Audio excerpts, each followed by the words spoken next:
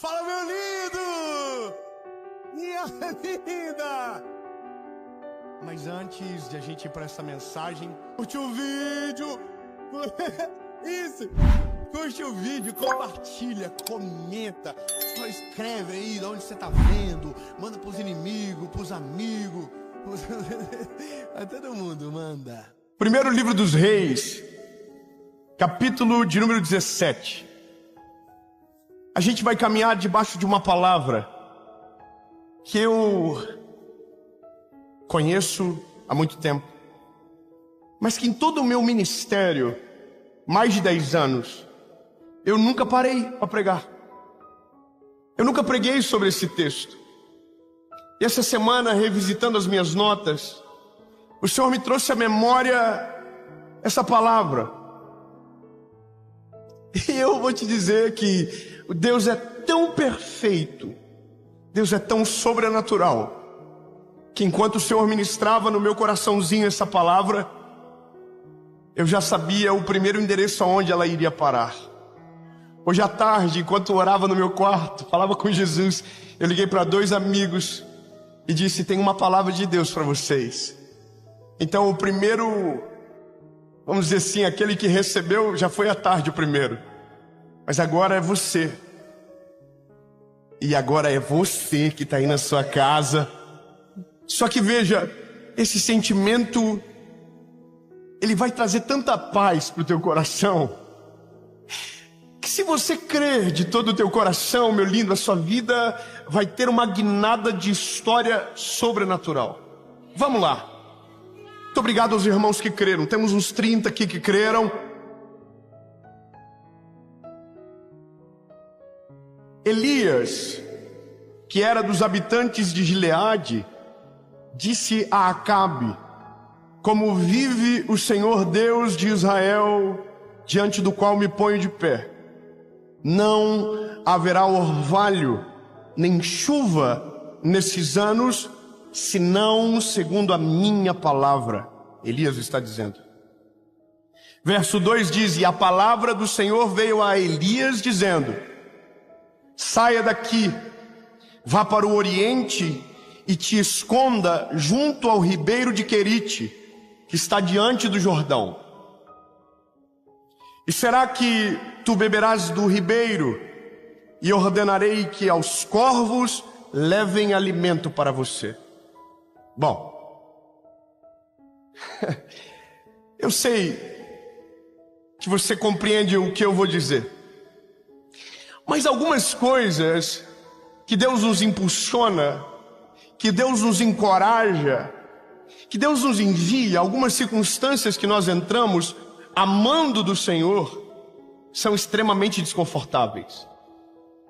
Veja, é que Deus é um Deus de amor e a gente sabe disso, mas quando Ele nos manda para uma missão, e todos nós temos as nossas missões, elas não são confortáveis, porque elas exigem algumas renúncias, decisões radicais, que nos cobram, que mexem com o nosso coração e as nossas emoções.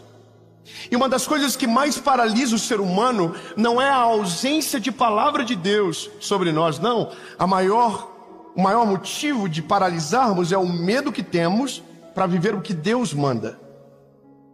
E eu vou te falar, lindo, que não é fácil. Não é fácil ouvir direções do Senhor, porque sempre é maior do que a gente, é sempre muito maior do que a gente imaginou. Então para nós sempre é tão difícil e tão impossível, que a gente sempre diz a mesma coisa: não consigo. Quando Deus chama Moisés, ele diz: não consigo, não falo bem. Quando Deus chama o Noé, ele é um senhor, todo mundo tem a mesma reação quando Deus chega. Não será que não tem outro melhor? E veja, isso é uma coisa que a gente precisa de maneira urgente compreender. A forma que Deus trabalha, por mais que nos assuste, é segura. Eu vou ser mais claro com você. Você já foi numa montanha russa? Sim ou não? Irmão, eu sou apaixonado por montanha russa. Qual que é a sacada da montanha russa? Você quase morre, mas você não morre no final. Porque tem uma coisa, é segura. Quem entrou ali pela primeira vez não foi um ser humano, foi um saco de areia. Aquilo rodou e rodou e rodou milhares de vezes, e tudo foi testado para que você entrasse, tivesse muita adrenalina, mas saísse vivo. Irmão, é loucura. Mas parece que às vezes Deus olha pra gente e diz: está muito de boa, né? Vou te dar uma montanha russa pra você andar. Aí você fala: Senhor, mas eu não vou aguentar, porque é grande demais pra mim. O Senhor fala: você vai, porque eu estou cuidando de você. Olha só, quando Deus chega para Elias e fala: Elias, sai de Gileade, é por um motivo. Deus primeiro encorajou ele a levantar uma palavra. A palavra de Elias é sinistra. Ele diz para Acabe: não vai chover mais nessa terra. E só vai voltar a chover o dia que eu falar que é para voltar a chover. Então o que ia acontecer? Seca.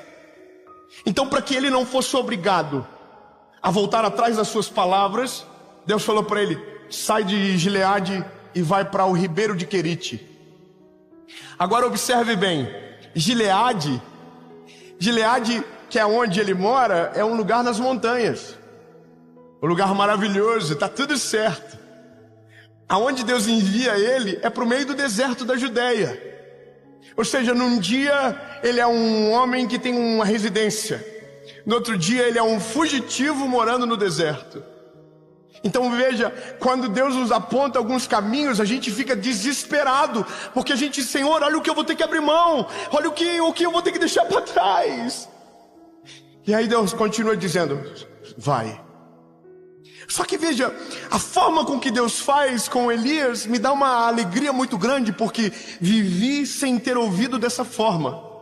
Quando Deus nos fez tomar decisões radicais, e tomamos muitas na vida, e que nos cobraram medo, angústia, o Senhor sempre fez a mesma coisa, só que eu não sabia que era dessa maneira que acontecia. Eu vou ser claro. A Bíblia diz que quando Deus fala com Elias: Elias, vá para o Querite, ele diz: e eu...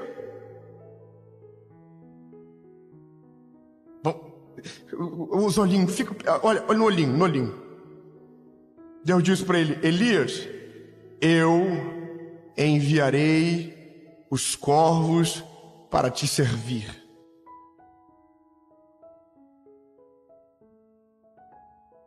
Haverá um riacho, e você vai beber água desse riacho. Então agora a gente diz: mas ainda é deserto. Porque é a primeira coisa que a gente pensa: mas ainda é deserto, ainda não é Gileade, ainda não é o que a gente gostaria, mas é o que Deus tem para agora. Só que veja bem, que coisa incrível. O que Deus está dizendo é que antes de ele preparar a fuga, ele já preparou o riacho de Querite para receber o Elias. Ou seja, Deus nunca vai te enviar para uma circunstância, para um lugar que antes ele já não tenha preparado a provisão para te receber. Deus nunca vai te expor a perigo. Se ele disse vai, pode ir, porque tem algo te esperando nesse lugar. Deus não deixa os seus sem provisão. Ele não abandona, ele não vira as costas, ele não esquece. Então se ele disse vai, vá. Mas devia ter um medo, vai, porque a segurança está te esperando, a esperança te aguarda, o cuidado de Deus está em tudo. E por isso que a certeza que temos é: Deus está cuidando de tudo, todos os detalhes. Veja, é como quando a gente viaja, são várias pontas soltas que precisam ser amarradas. Se a gente vai chegar no aeroporto, tem que ter alguém esperando no aeroporto. Então, a certeza que eu saio de casa é: quando eu sair, pegar o avião, e quando eu chegar no aeroporto vai ter uma equipe me esperando, que é o pessoal da nossa equipe. A gente vai entrar na van e vai para o hotel, e o hotel já vai estar reservado. E tudo isso aconteceu antes de eu sair de casa. Sabe o que é a loucura com Deus? É Deus, antes de liberar uma palavra sobre você, já preparou todo o caminho para você caminhar. Antes de Deus impulsionar você para uma decisão radical, Deus já viu tudo lá na frente e está tudo preparado para que você chegue. Agora, lindo, não é fácil. Porque são nesses dias de provisão que a nossa fé é testada. Porque veja, Elias dormia com a última refeição dos corvos levavam para ele, pão e carne. É louco, não é? Imagina um corvinho vindo. Chegava, pedia para Elias. E a Bíblia diz que isso acontecia 2 vezes por dia, de manhã e de noite. A cena é maravilhosa, não é? Mas todo dia que Elias ia dormir, provavelmente ele pensava em 2 coisas. E se o riacho secar? E se o corvo não vir amanhã? Veja, a nossa dependência de Deus está sempre sob júdice. Sempre, sempre. Nós sempre estamos dizendo, será que Deus vai continuar fazendo? Será que Deus vai continuar abençoando? Será que Deus vai continuar abrindo as portas? Será que o lugar que eu estou indo, estou certo? Será que Deus não vai me abandonar? E aí a Bíblia diz que Deus não abandonou Elias. Porque chegou um dia que o riacho secou. Chegou um dia que o Elias acordou, olhou no riacho e o riacho não tinha mais água. Naquele momento, a Bíblia diz que a palavra do Senhor veio até Elias e falou, Elias, chegou a hora de partir. O Elias já está assim. Partiu Gileade. Não. Sarepta. Irmão, quando a gente pensa que acabou, Deus diz, não. Tem mais mais um negócio do processo que vai aprender. A Bíblia diz que Elias vai a Sarepta. Como que vai acontecer? Deus diz para ele, quando você chegar em Sarepta, você vai encontrar uma viúva. E essa viúva vai prover para você. Elias sai do riacho que ficou seco, por conta da seca que chegou até onde ele estava, e chegou em Sarepta. Quando ele chega em Sarepta, ele avista a viúva que Deus havia dito para ele. Então ele vai até a viúva e diz, Deus me mandou aqui. E Deus falou que você vai me prover. Aí a viúva de Sarepta diz para ele, tem um problema. Tenho pouca farinha na botija. E pouco azeite. Não tenho quase nada de azeite, quase nada de farinha. E ela diz, se eu pegar o que tenho, como eu e meu filho hoje, e amanhã morreremos. Aí o Elias disse, pode fazer. Faz um bolo para mim, pode ir lá. Que se você fizer, não faltará provisão para mim e não faltará provisão para você. Não, irmão, nós envolvemos um terceiro. Você pode dar glória a Deus mais alto agora. A gente acabou de envolver um terceiro. Então deixa eu te explicar, lindo. Deus vai usar o sobrenatural para prover você no deserto. Deus vai usar o sobrenatural para cuidar do teu coração. Mas Deus também vai usar pessoas improváveis para fazer com que a sua missão continue. Deus vai levantar pessoas e vai colocar do teu lado, para que quando te falte forças, a força seja provida de quem está perto de você. Deus vai usar pessoas que amam a Jesus e que vão cuidar de você nos dias mais difíceis da tua vida. Não importa como, não importa quando, não importa onde, entenda, lindos, todos nós precisamos de pessoas assim, que aquilo que nos falte, sobre nessa pessoa. E às vezes nem sempre vai sobrar, mas quem ama não dá do que sobra, dá daquilo que tem. E sabe qual que é o bom disso? É porque é uma esperança para os dois lados. Os filhos do Senhor não ficarão sem provisão, mas aquele que oferece provisão aos filhos do Eterno também jamais ficarão sem provisão. A Bíblia diz que é isso que acontece. A Bíblia diz que a viúva fez o bolo e não cessou o azeite nem a farinha. A Bíblia diz que multiplicava e não acabava, até que um dia, no meio de um deserto de provisão, que não faltava nada, mas ainda não era o lugar legal, a Bíblia diz que a viúva chega para Elias e diz, meu filho morreu. E eu não sei o que está acontecendo. Será que é porque você está aqui e Deus está fazendo isso? Aí Elias diz, me leva até onde ele está. Sobe no quarto aonde está o garoto. E a Bíblia diz que Elias faz uma coisa. Ele deita por 3 vezes por cima do garoto e ora. E a Bíblia diz que Deus ressuscitou o menino.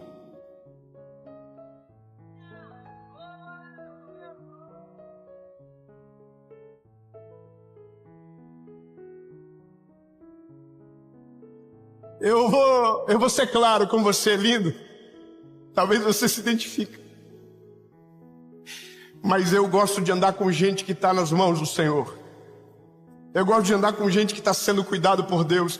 Porque quem ouve a voz de Deus é sensível para interferir no milagre que eu preciso também. Talvez seja você a viúva, ou talvez seja você o Elias. Não importa. A questão é, quem serve é servido. E o milagre está dentro da casa da viúva. Bom, quando a gente pensa, acabou, agora o percurso se encerra, a Bíblia diz que Elias diz, chegou a hora de eu voltar. Veja, ele estava aqui, ele desceu, ele continuou descendo, e ele diz, agora eu tenho que voltar lá. Sabe o que ele quer? Ver o Acabe de novo. Ele fugiu de Acabe, e agora ele quer ver Acabe de novo. Então ele chega, chama por Obadias. Obadias atende, ele diz, me leva até onde Acabe está. E ele diz, não vou fazer isso com você, ele vai te matar, a gente está numa seca terrível, e é por sua culpa. E ele diz, não, eu quero falar com ele. Você pode tentar me impedir, eu não vou fugir. Irmão, sabe qual que é a loucura de tudo, meu lindo? É que Elias é o garoto que estava agora há pouco no deserto.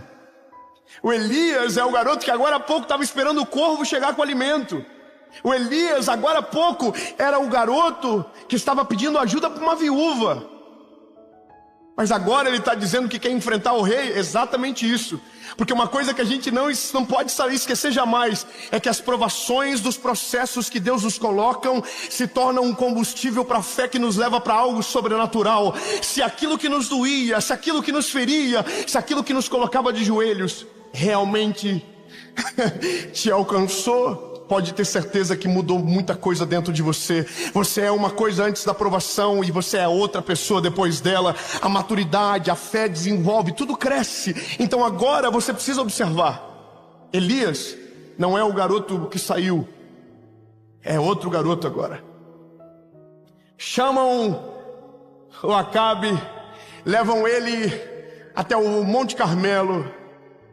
E a Bíblia diz que é nesse lugar que Elias diz, é porque é maravilhoso, porque Baal, que era o deus de Acabe, que havia pervertido o reino, era o deus da chuva e da fertilidade. Não tem chuva e não tem mais fertilidade. Então volta Elias dizendo, fala pro Deus de vocês mandar chuva. Elias é atentado, irmão. Eu vou te falar uma parada. Quando você vive o processo, você fica igual. Irmão, você conhece aquele crente sinistro que diz no meio da tá tudo dando errado, confusão, crise, pau, guerra, e ele diz, Deus está cuidando de todas as coisas, porque posso. Você conhece alguém assim? Alguém que se fala, está perto de você? Alguém que o pau pode estar torando, irmão, e ele está cheio do Espírito Santo, entendeu? Ele é corajoso. Irmão, pode ter certeza que esse aí já passou por processos tão doloridos, porque ninguém fica assim sem treinamento. Ninguém fica forte sem academia. Ninguém amadurece sem escola da vida. Ninguém cresce se não for a força do alimento. Irmão, a gente precisa de treinamento. Elias está diferente, irmão. Eu acabo, o que é isso? Aí os profetas de Baal, todo mundo louco para pegar ele. Ele falou assim, se o Deus de vocês é real, manda descer chuva. Não desce. Manda descer fogo. Não desce. Aí Elias, então agora é minha vez. Desce fogo do céu. Aí a Bíblia diz que Elias levanta os olhos e começa a dizer, eis que vejo uma pequena nuvem do tamanho da mão de um homem.